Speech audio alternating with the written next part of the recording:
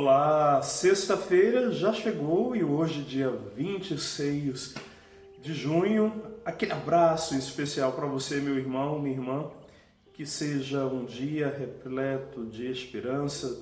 Mês de junho vai chegando ao fim também, mas calma que ainda tem mais alguns dias. Mas essa semana que já se passa, muito obrigado a você que permaneceu conosco e rezou conosco todos os dias, rezando a palavra. Canal Fábio Eduardo, se você ainda não se inscreveu, vai lá no YouTube e se inscreva, Fábio Eduardo. Ative o sininho para receber todas as notificações.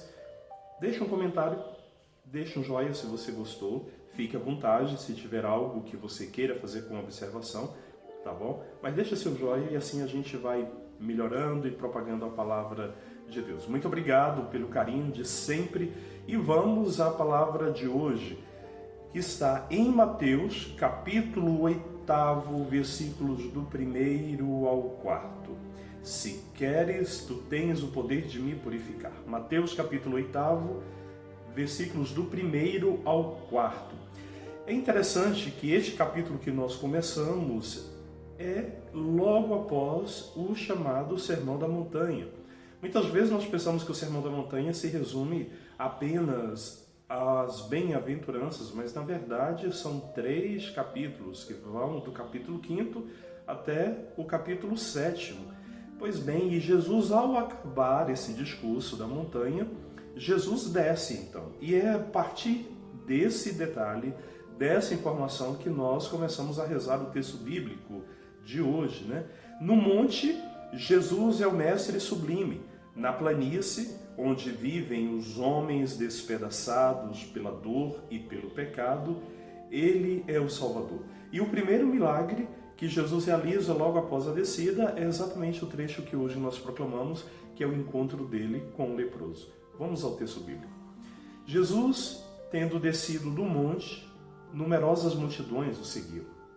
Eis que um leproso se aproximou e se ajoelhou diante dele, dizendo: Senhor, se queres, tu tens o poder de me purificar. Jesus estendeu a mão, tocou nele e disse: Eu quero, fica limpo.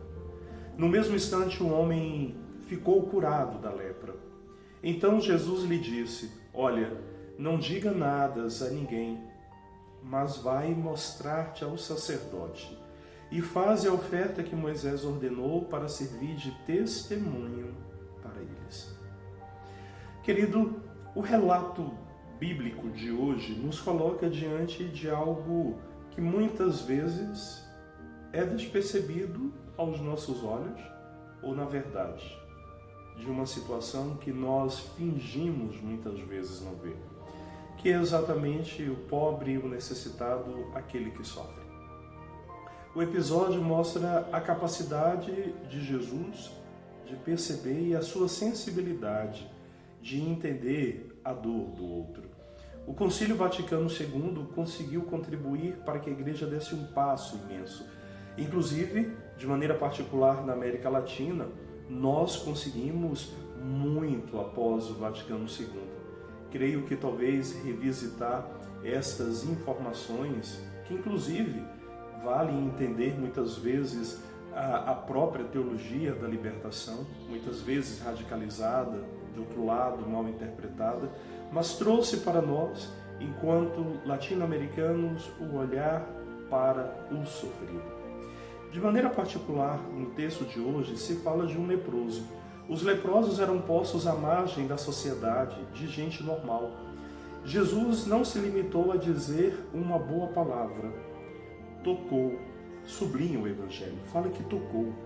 E como nós percebemos que o toque nos é tão importante? Neste tempo de pandemia, todos nós temos sentido falta do toque. Aqui, esse detalhe do Evangelho é para dizer que Jesus não se faz distante. A mão dele é presente, toca. Às vezes, em nossas comunidades, olhar para o pobre, para o sofrido, é como se a gente olhasse por um telescópio, como nos lembra o Missal Cotidiano. É como se fosse algo que não nos pertencesse. Sem contar que são inúmeras pessoas assim entre nós. São inúmeras as formas de marginalização. Jesus iniciou com absoluta liberdade suas relações com a pureza e impureza do templo.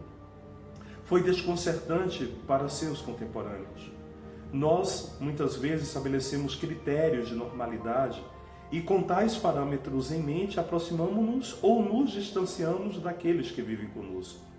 Não existe um reconhecimento oficial de castas em nossa sociedade, como no tempo de Jesus, mas a divisão social está aí. Bastaria, entretanto, procurar conhecer-nos um pouco melhor, sem preconceitos, para mudar tantos relacionamentos, porque é bem verdade.